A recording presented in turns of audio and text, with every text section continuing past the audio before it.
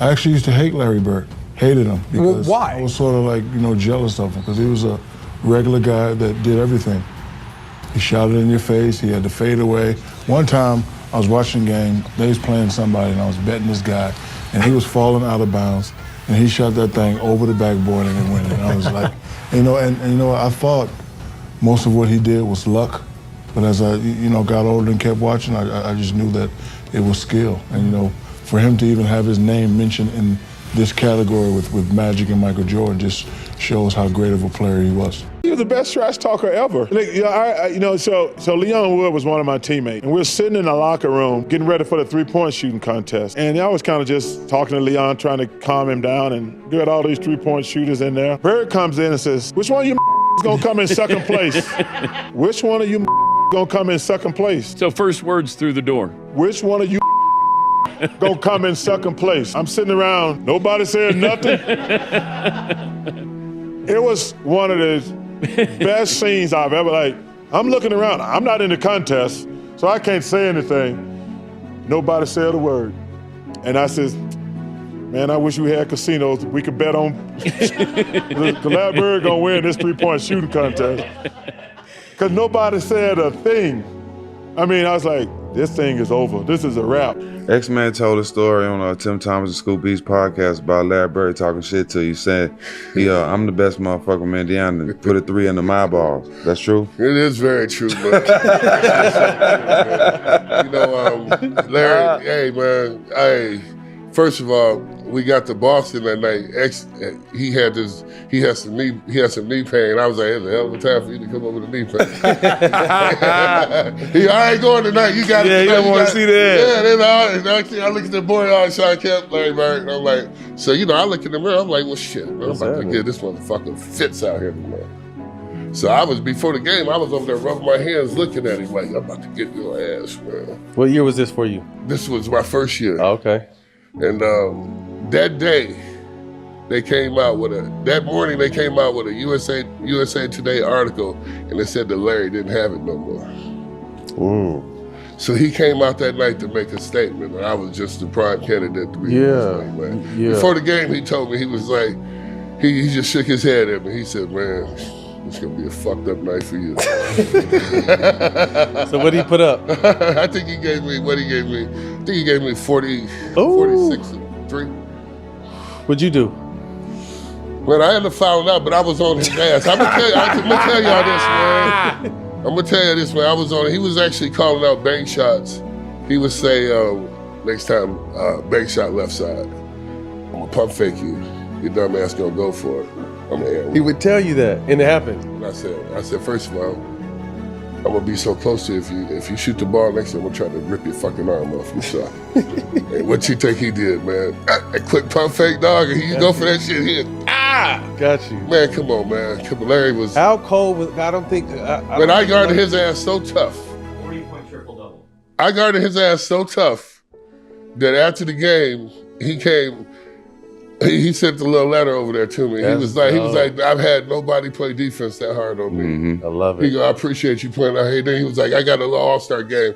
Why don't you come work out with me? Come to All-Star game, man. That's dope. And let me see that summer. And I was like, shit, that meant everything to me. Yeah, that's So you guys became friends after absolutely, that? To this man. day? Absolutely. So it went from him whooping my ass to him teaching me a few things. I surely appreciate it. That's and that's the old NBA. That's how it used to be. That's how it's supposed to be. Yep. That's how it used to be, man. That's why I think in the league suffers now because they don't have enough veterans on the bench. No vets. You got to have 2 or 3 veterans on the bench. So who was the one guy you're like, all right, I respect his mouth? Was it Jordan?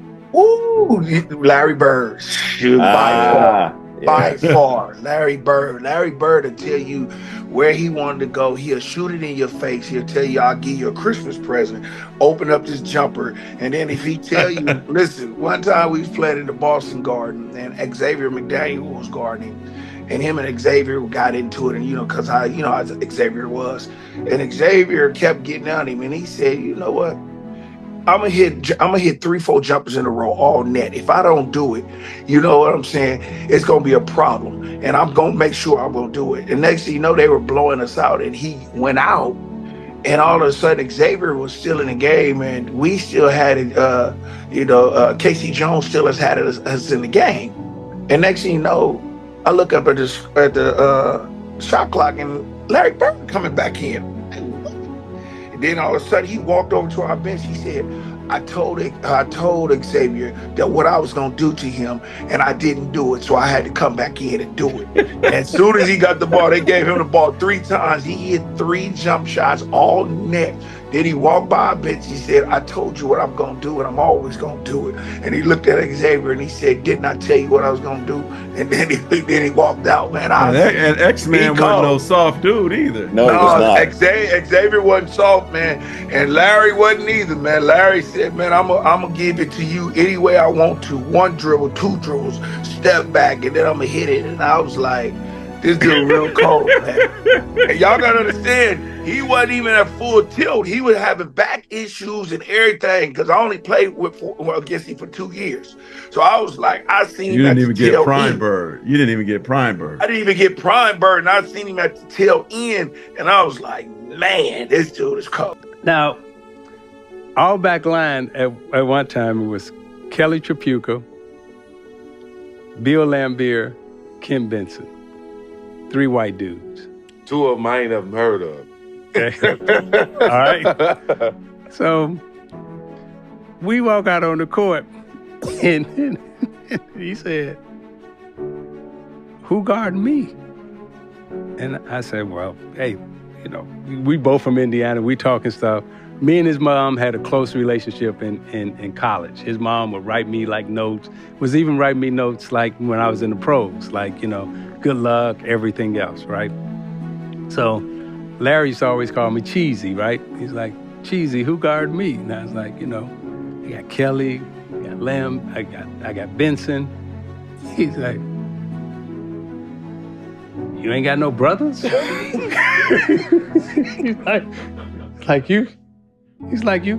Disrespecting me. That's what he said. Straight up. That's exactly what he said. He said, hey man, you can't put no white dude on me. Hey, that is straight disrespect, right? He said, don't put no white dude on me. So check this out. So the next year we come back, I said, I got somebody for your ass, right? Yeah. He said, who you got? I said, Robin. He said, okay, he's a little better. He said, but don't ever put no white dude on me because that is disrespectful. So we get to La Jolla, San Diego, and we check into the Marriott. We go up to our floor, and we're walking in the corridor, and we see this tall white guy coming down the hall. And I'm like, damn, that looked like Larry Bird. So Larry Bird coming down the hallway, me and Chris Webber, and Larry Bird, you don't realize how big Larry Bird is until you stand up close to Larry Bird. Exactly. That's a Larry Bird, legit 6'10". Real talk. When I first stood up against him when he was coaching the pace, I was like, damn. So he walked by us and he says, y'all those college guys? And we was like, yeah, we the college guys. And he looked at us and he said, get some fucking rest. It's gonna be a long week, and walked off. And we was like, what the hell? What y'all got us into? Yeah, I'm like, okay. You know, we like, all right, what's going on here? I wanted to say what's up, and he just came to me like this, like, damn. Yeah. So the next morning, we get up and we go to practice, and Roy Williams is our coach, but we only got 8. So we like, well, how are we practicing? And what are we practicing for? So we spent, I want to say, an hour doing the 3-man weave. And I'm like, what's going on here? Then they bus us to another location where the dream team is practicing. And these about 400 people standing outside waiting for the dream team to come out. They take us up to a top floor, and the dream team is practicing. They're finishing up their practice. And then they say, all right, get loose and stretch out. We're like, okay, we playing? They're like, yeah, we're gonna play next. So we get out the gates. Like the first 15 minutes, we kicking their ass. we running them all out. Bobby Hurley in the lane, killing John Stockton. So they stopped the game and turned off the score. I think we were up like 72, 66 or something, 64 or something like that. They just stopped the game. So we like, all right, was this halftime or some shit? They like, nah, the press coming in. So I'm like, oh wow. So that's when the thing came out that Chuck Daly let us win. because they didn't want to hold a complete game because they knew it was going to be downhill from there. Because we were trying to prove that we could represent the country. Yeah. So we lit their ass up, and then something happened. We're sitting there, and we get back to the hotel. Rodney Rogers says something to, it's a group of them. It's Larry Bird, Magic Johnson, and everybody's shooting the shit. And Rodney Rogers said, "Hey, Larry, you ain't hit a jumper since '84. Magic heard that shit. And we ain't think none of it. The next day we came in, and I never seen this. And this one I was like, this is a different breed. Magic Johnson fed Larry Bird the ball probably about 8 times in a row down court. Larry Bird got the ball on Rodney Rogers, and every time he was about to make a move, he told him what he was going to do. One dribble, pull up, going left, off glass. Bucket. One dribble, going right, spin, shot, bucket. He scored 9 times or 8 times in a row, left the court to go lay down because he couldn't sit on a bench. He had to lay down because of his back. And said, "Young fella, look like '84, huh?"